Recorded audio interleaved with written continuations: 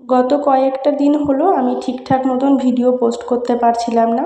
তার কারণগুলি আজ আপনাদের সঙ্গে একটু শেয়ার করি। কিছু ফটো আপনাদের সঙ্গে শেয়ার করে দিলাম। তার আগে আপনারা দেখে বুঝতেই পারছেন যে আমি এখন কোথায় আছি। আমি রেলওয়ে কোয়ার্টারে কিন্তু এখন আর নেই। আমি এসেছি আমার গ্রামের বাড়িতে। আমার শ্বশুরমশাই পরলোক গমন করেছে, তো সেখানেই। তো যাই হোক, দিনের শুরুটা কিন্তু হয়েছে, আমি ফটোটা আপনাদের পোস্ট করে জাস্ট দেখিয়ে দিলাম। কিন্তু এটা হচ্ছে যেদিন আমরা শ্মশান থেকে বাড়িতে এসেছি তার পরের দিনের ভিডিওটা। একটু আপনাদের সঙ্গে জাস্ট শেয়ার করে দিচ্ছি যে আমাদের দিনকাল কেমন করে কাটছে। এই পরিস্থিতিতে আমি কিভাবে ভিডিও করব কিছুই আমার মাথায় আসছে না, তাই কিন্তু ভিডিও আমি আপনাদের সঙ্গে ঠিক মতন শেয়ার করতে পারছি না। এটা হচ্ছে আমার দেওরের মেয়ে, আর আদিত্য ওই পাশে ওই যে দাঁড়িয়ে আছে। আমরা এখন সকলে বসে আছি কিছু কথাবার্তা বলার জন্য। তো এটা হচ্ছে আমার ছোট জা। আর আমরা এখন সকলে বসে আছি, যাব আমরা স্নান করতে। আমাদের তো কিছু নিয়মকানুন আছে, সেই নিয়মকানুনগুলো কিন্তু পালন করার জন্য। আর এর নাম হচ্ছে বুলেট, আমার শ্বশুরবাড়িতে থাকে কুকুরটি। আর ইনি হচ্ছেন আমার জা, সরি জা নয়, আমার ননদ, মাসি শাশুড়ির মেয়ে। তো এই যে যে পাটকাঠিগুলো আমরা অনেক দূর থেকেই কিন্তু নিয়ে এসেছি, তো ওইগুলোকে দিয়েই উনি পরিষ্কার করছিলেন। ওগুলো অ্যাকচুয়ালি আমাদের যে রান্নাটা হবিষ্যে করা যেটাকে বলে সেটারই কাজে লাগবে। তো ওইগুলো উনি ওখানে পরিষ্কার করছিলেন, আর এদিকে এই যে ইনি কিন্তু কান্না করছিলেন, তো ওনাকেই আমি সামলাচ্ছিলাম। আর এ কিন্তু ভীষণ ভীষণ পাকা, জানেন, ভীষণ কথা বলে।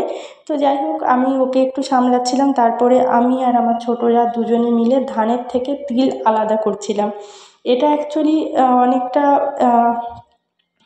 আমাদের কিনে আনা হতো, তিলটা ঘরে ছিল না, যার কারণে ধানের মধ্যে তিলটা যে মিশে গেছিলো, তো সেটাকেই একটু বসে বসে আমরা সকলে আলাদা করছিলাম। তো আমি আর আমার জা এই যে একই রকম শাড়ি পরে আছি। আমাদের এখানের কিন্তু নিয়মটাই এটা, যে একই রকম শাড়ি পরে তারপরে মানে এই 13টা দিন আমাদের কাটাতে হয়।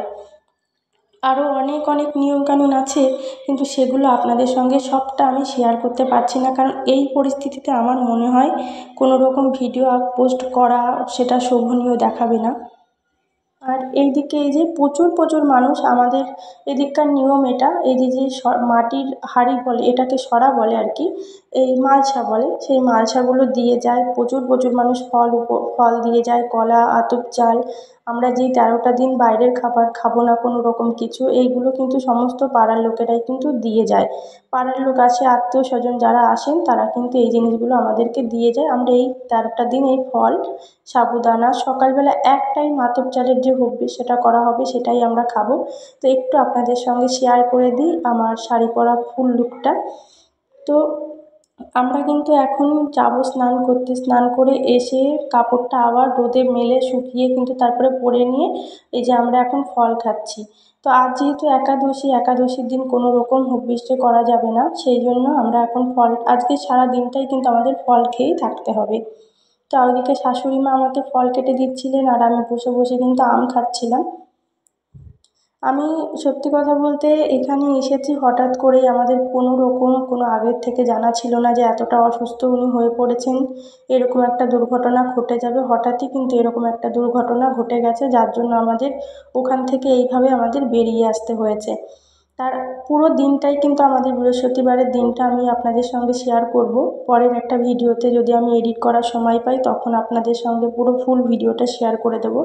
কিন্তু এরকম যে অবস্থা হয়ে যাবে হঠাৎ, আমরা একদম বুঝতে পারিনি। শুধুমাত্র ভিডিও আমি মানে ইউটিউবটার কন্টেন্টটা প্রত্যেক দিন দিতে হয়, একদমই ছাড়া যাবে না, সেই জন্য একটু আপনাদের সঙ্গে সময় বের করে আমি পোস্টটা করে দিলাম। না হলে কিন্তু আমার একদম সম্ভব হচ্ছিল না ভিডিওটা পোস্ট করবার। এদিকে আমার মা কিন্তু এসেছে, এই যে নানান রকমের ফলমূল, চাল, তারপরে যে মাটির যে মালসা বলে সেগুলো সমস্ত কিছু নিয়ে এসেছিলেন। তো উনি কিছুটা সময় থাকার পরে, তো এই হচ্ছে সমস্ত ফলমূলগুলো আমার শাশুড়ি দেখছিলেন, ওর যেগুলো কলা নরমগুলো সেগুলো উপরে রাখছিলেন। তো যাই হোক, আজকের ভিডিওটা আমি এখানেই শেষ করছি, কারণ বড় ভিডিও, লং ভিডিও কবে করতে পারবো আমি একদমই জানি না। তবে আশা করি খুব তাড়াতাড়ি শীঘ্রই আমাদের কাজ মিটে গেলে দেবো। আজ এই পর্যন্তই, সকলে ভালো থাকবেন।